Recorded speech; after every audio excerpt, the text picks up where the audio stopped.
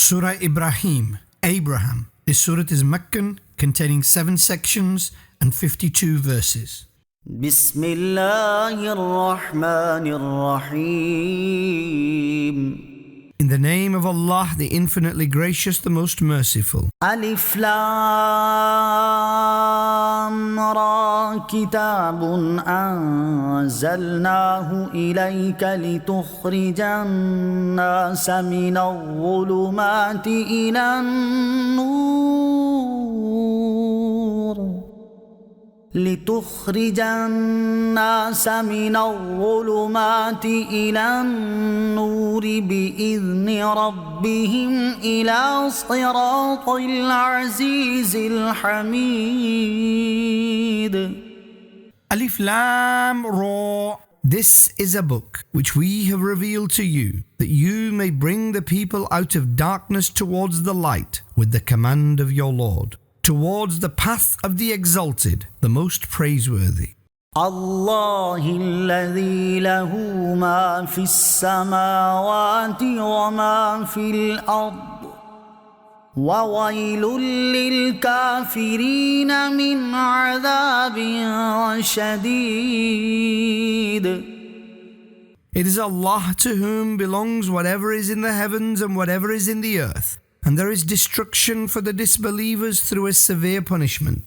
الذين يستحبون الحياة الدنيا على الآخرة ويصدون عن سبيل الله ويبغونها عوجا أولئك في ضلال بعيد. Those who prefer the life of this world over the hereafter and prevent from the way of Allah and desire to make it crooked, they are far astray. وما أرسلنا من رسول إلا بلسان قومه وما أرسلنا من رسول إلا بلسان قومه ليبين لهم فيضل الله من يشاء ويهدي من يشاء وهو العزيز الحكيم. And we did not send any messenger except with the language of his nation, that he may clearly relate to them. So Allah leaves to stray whomsoever he wills, and he guides whomsoever he wills, and he is the exalted, the most wise. ولقد أرسلنا موسى بآياتنا أن أخرج قومك من الظلمات إلى النور وذكرهم بأيام الله إن في ذلك لآيات لكل صبار شكور. And undoubtedly, we sent Musa with our signs, saying, take your nation out of darkness towards light, and remind them of the days of Allah. In this there are signs for every exceedingly patient, most grateful individual. وإذ قال موسى لقومه اذكروا نعمة الله عليكم إذ أنجاكم من آل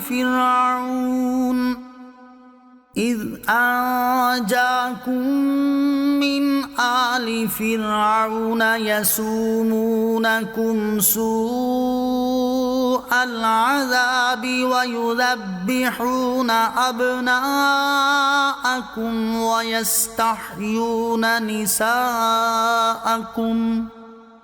وفي ذلكم بلاء من ربكم عظيم. And when Musa said to his nation, Remember the favor of Allah upon you when He granted you salvation from the people of Pharaoh, who were afflicting you with severe torture, slaughtering your sons and sparing the lives of your daughters? And in this there was a great trial from your Lord. وَإِذْ تَأَذَّنَ رَبُّكُمْ لَئِن شَكَرْتُمْ لَأَزِيدَنَّكُمْ وَلَئِن كَفَرْتُمْ إِنَّ عَذَابِي لَشَدِيدٌ. And remember when your Lord declared, "If you thank me, then I shall most definitely grant you more. And if you are ungrateful, indeed my punishment is severe." وقال موسى إن تكفروا أنتم ومن في الأرض جميعا فإن الله لغني حميد. And Musa said to his people, "Even if you and whosoever is in the earth all become ungrateful, Allah is infinitely independent, most praiseworthy." ألم يأتكم نبأ الذين من قبلكم قوم نوح وعاد وثمود والذين من بعدهم لا يعلمهم إلا الله جاءتهم رسلهم بالبينات فردوا أيديهم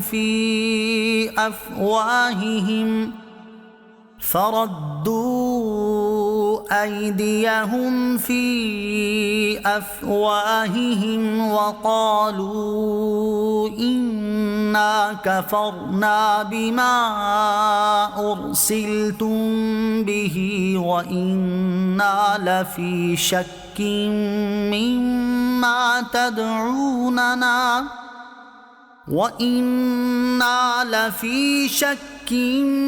مما تدعوننا إليه مريب. Have you not received news about those who preceded, the nation of Nuh, Ad, Thamud, and those after them? Only Allah knows how many they were. Their messengers came to them with clear evidence, but they placed their hands in their mouths and said, "We disbelieve in that which you have been sent with, and we are skeptical about what you call us towards." قالت رسلهم أفي الله شك فاطر السماوات والأرض يدعوكم ليغفر لكم من ذنوبكم ويؤخركم إلى أجل مسمى قالوا إن أنتم إلا بشر مثلنا تريدون أن تصدونا عما كان يعبد آباؤنا فأتونا بسلطان مبين. Their messengers said, "Is there any doubt about Allah, the creator of the heavens and the earth? He calls you that He may forgive your sins and grant you respite until a specified time." They said, "You are just a human like us. You want to stop us from that which our forefathers used to worship, so bring forth a clear proof." قالت لهم رسلهم إن نحن إلا بشر مثلكم ولكن الله يمن على من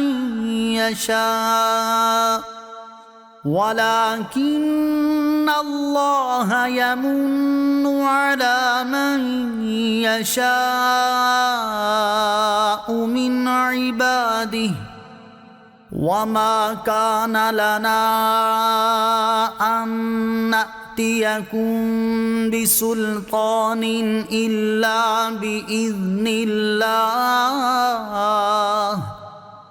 وعلى الله فليتوكل المؤمنون. Their messengers said, "We are but humans like you. However, Allah bestows favor upon whomsoever He wills from His people. It is not for us to bring forth to you any proof, except with the command of Allah. Muslims should place their trust in Allah alone." وما لنا ألا نتوكل على الله وقد هدانا سبلنا ولنصبرن على ما آذيتمونا وعلى الله فليتوكل المتوكلون.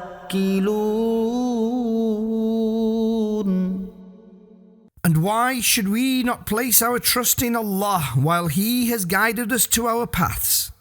And we shall most certainly be patient upon the distress you cause us. And those faithful who have reliance rely on Allah. وقال الذين كفروا لرسلهم لنخرجنكم من أرضنا أو لتعودن في ملتنا فأوحى إليهم ربهم لنهلكن الظالمين. And the disbelievers said to their messengers, "We shall most definitely banish you from our land, or you will most certainly embrace our religion." So their Lord sent a revelation to them. We will most definitely destroy the oppressors. وَلَنُسْكِنَنَّكُمُ الْأَرْضَ مِنْ بَعْدِهِمْ ذَلِكَ لِمَنْ خَافَ مَقَامِي وَخَافَ وَعِيدِ. And we shall most certainly make you settle in the earth after them. This is for the one who fears standing in my court and fears my warning. وَاسْتَفْتَحُوا وَخَابَ كُلُّ جَبَّارٍ عَنِيدٍ. And they sought a victory, and every stubborn transgressor failed. مِنْ وَرَائِهِ جَهَنَّمُ وَيُسْقَى مِنْ مَاءٍ صَدِيدٍ. Hell is behind him, and he will be made to drink liquid pus. يتجرعه ولا يكاد يسيغه ويأتيه الموت من كل مكان وما هو بميت ومن ورائه عذاب غليظ. He will sip it with utmost difficulty and will barely swallow it, and death will come to him from every direction, and yet he will not die, and behind him there will be another severe punishment.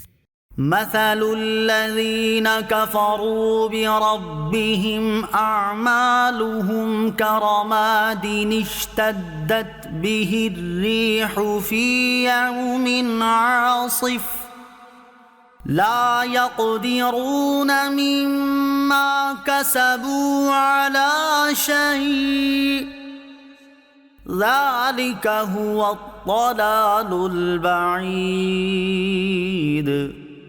The deeds of those who deny their Lord will be like ashes blown by a strong wind on a stormy day. They have no power over anything they earn. This is extreme misguidance. ألم تر أن الله خلق السماوات والأرض بالحق إن يشأ يذهبكم ويأتي بخلق جديد you not seen that Allah created the heavens and the earth with the truth? O people, if He wills, He will take you away and bring forth a new creation. وما ذلك على الله بعزيز.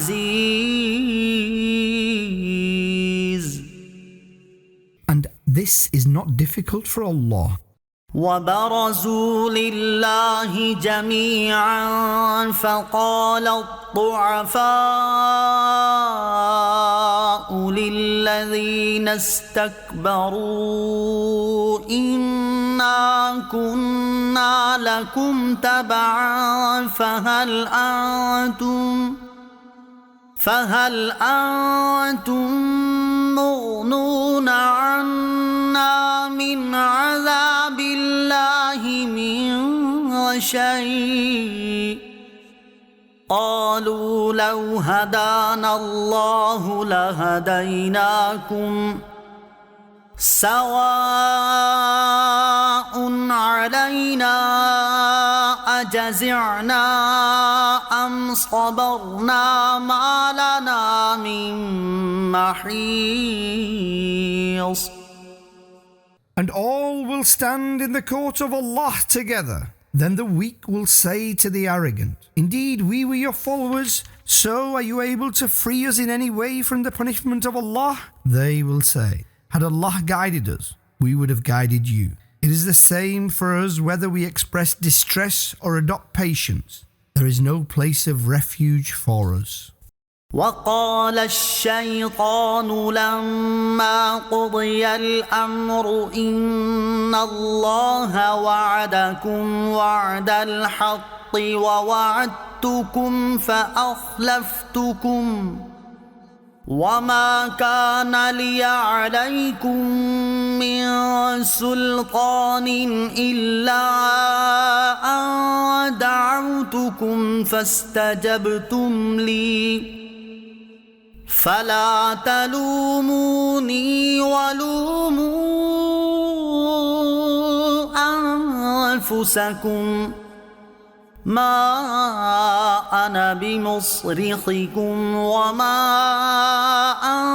أنتم بمصرخي إني كفرت بما أشركتمون من قبل إن الظالمين لهم عذاب أليم.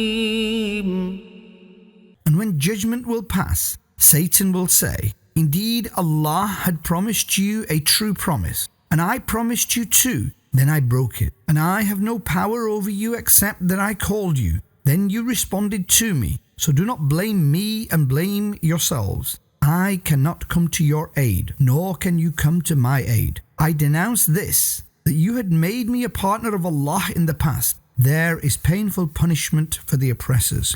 وأدخل الذين آمنوا وعملوا الصالحات جنات تجري من تحتها الأنهار خالدين فيها بإذن ربهم تحيتهم فيها سلام. And those who believe and do righteous deeds will be made to enter gardens beneath which rivers are flowing. They will reside therein forever with the permission of their Lord. Their greeting therein will be salam, peace. ألم تر كيف ضرب الله مثلا كلمة طيبة كشجرة طيبة أصلها ثابت وفرعها في السماء.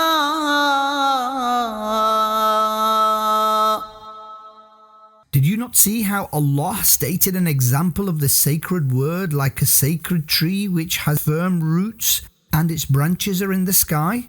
تؤتي أكلها كل حين بإذن ربها ويضرب الله الأمثال للناس لعلهم يتذكرون. يتفكرون.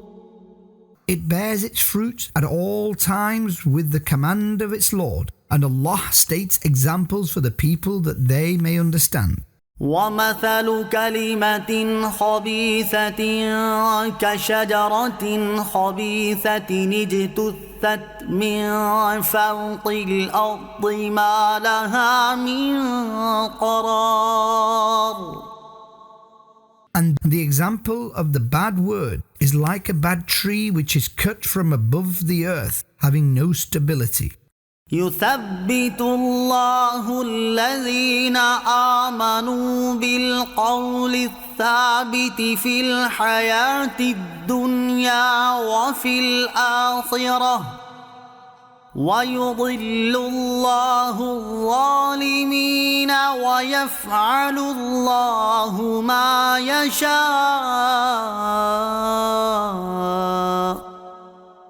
Allah makes the believers steadfast upon the word of truth in the life of this world and in the hereafter. Allah lets the oppressors stray, and Allah does what He wills. ألم تر إلى الذين بدلوا نعمة الله كفرا وأحلوا قومهم دار البوار. Did you not look towards those who replaced the blessing of Allah with ungratefulness and brought their nation to an abode of destruction? جهنم يصلونها وبئس القرار. Hell, they will enter it, and what an evil abode it is. وجعلوا لله أندادا ليضلوا عن سبيله قل تمتعوا فإن مصيركم إلى النار. And they ascribe equals to Allah that they misguide from His way. Say, take benefit, then indeed you will return to the fire. قل لعبادي الذين آمنوا يقيموا الصلاة وينفقوا مما رزقناهم سرا وعلانية من قبل أن يأتي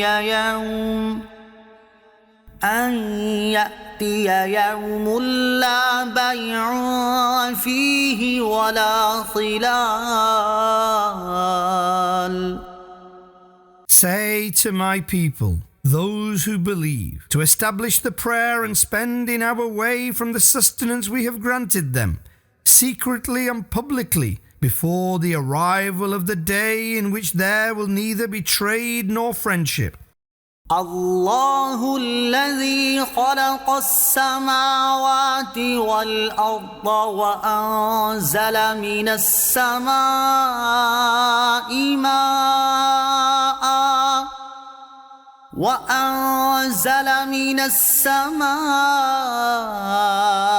ماء فأخرج به من الثمرات رزقا لكم وسخر لكم الفلك لتجري في البحر بأمره وسخر لكم الأنهار. It is Allah who created the heavens and the earth and sent down water from the sky. Then He brought forth with it some fruit for your consumption. He granted you control of ships that they sail the sea with His command. And He granted you control of the rivers. وسخر لكم الشمس والقمر دائبين وسخر لكم الليل والنهار. And for you He set the sun and the moon in motion, consistently orbiting, and He made the night and the day accommodating for you. وآتاكم من كل ما سألتموه وإن تعدوا نعمة الله لا تحصوها إن الإنسان لظلوم كفار. And he endowed you with all that you asked of him. And were you to count the blessings of Allah, you will not be able to enumerate them. Surely man is most oppressive, deeply ungrateful. وإذ قال إبراهيم رب اجعل هذا البلد آمنا واجنبني وبني أن نعبد الأصنام. And remember when Ibrahim said, O my Lord, make this city a sanctuary and keep me and my sons protected from the worship of idols. رب إنهن أضللن كثيرا من الناس فمن تبعني فإنه مني ومن عصاني فإنك غفور رحيم. O my Lord, indeed they, idols, have misguided many people. So whosoever follows me is indeed of me, and whosoever disobeys me, then indeed you are most forgiving, most merciful. ربنا إني أسكنت من ذريتي بواد غير ذي زرع عند بيتك المحرم ربنا ليقيموا الصلاة فاجعل أفئدة من الناس تهوي إليهم وارزقهم من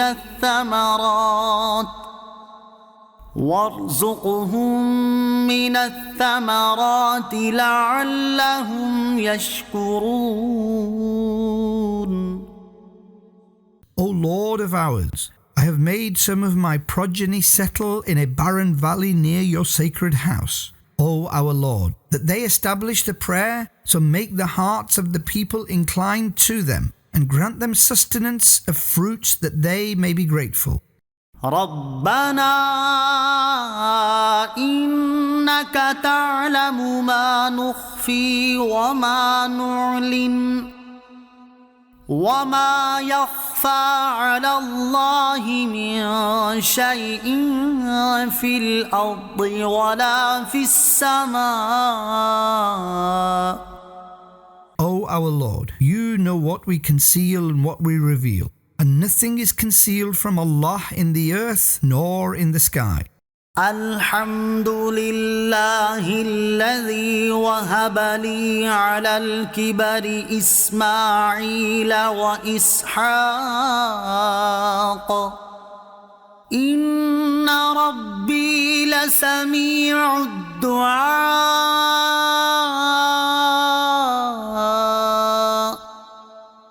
All praises for Allah, He who granted me Ismail and Ishaq in my old age. My Lord is truly the hearer of supplications. رب اجعلني مقيم الصلاة ومن ذريتي ربنا وتقبل دعاء. O my Lord, make me an establisher of the prayer, and my progeny too. O Lord, accept my supplication. ربنا اغفر لي ولوالدي وللمؤمنين يوم يقوم الحساب. O Lord of ours, forgive me and my parents and all Muslims on the day when accountability will take place. ولا تحسبن الله غافلا عما يعمل الظالمون إنما يؤخرهم ليوم تشخص فيه الأبصار. O listener, never consider Allah to be unaware of what the oppressors are doing. He is only giving them respite until a day in which eyes will remain open staring. مهطعين مقنعي رؤوسهم لا يرتد إليهم طرفهم وأفئدتهم هواء. They will be running impulsively, raising their heads. Not even their gaze will return to them, and their hearts will be empty. وأنذر الناس يوم يأتيهم العذاب فيقول الذين ظلموا ربنا أخرنا إلى أجل قريب. فيقول الذين ظلموا ربنا أخرنا إلى أجل قريب نجب دعوتك ونتبع الرسل أولم تكونوا أقسمتم من قبل ما لكم من زوال. And warn the people about the day when punishment will come to them. Then oppressors will say, O our Lord, grant us respite for a short while that we may accept your call and follow the messengers. They will be answered, did you not swear previously that there is no departure for you from this world? وسكنتم في مساكن الذين ظلموا أنفسهم وتبين لكم كيف فعلنا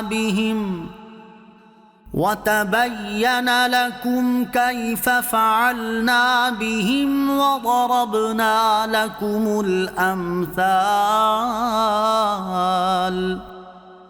And you resided in the homes of those who had wronged their souls, and it had become absolutely clear to you how we treated them, and we stated examples for you. وقد مكروا مكرهم وعند الله مكرهم وإن كان مكرهم لتزول منه الجبال.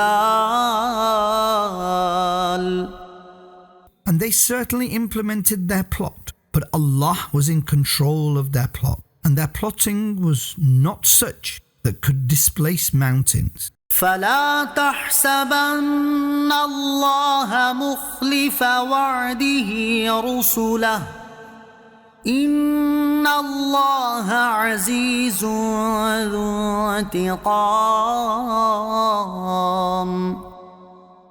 So never think that Allah will go against His promise to His messengers. Allah is predominant, the executor of retribution. يوم تبدل الأرض غير الأرض والسماوات وبرزوا لله الواحد القهار. Remember the day when the land will be replaced by another land, the heavens will be changed, and all will emerge to stand in the court of Allah, the One, the All-Powerful. وترى المجرمين يومئذ مقرنين في الأصفاد. And you will see the wrongdoers on that day shackled to one another. سرابيلهم من قطران وتغشى وجوههم النار. Their upper garments will be made of pitch, and fire will cover their faces. ليجزي الله كل نفس ما كسبت إن الله سريع الحساب. So that Allah recompenses every soul for what it earned. Allah is most swift in reckoning. هذا بلاغ للناس ولينذروا به وليعلموا أنما هو إله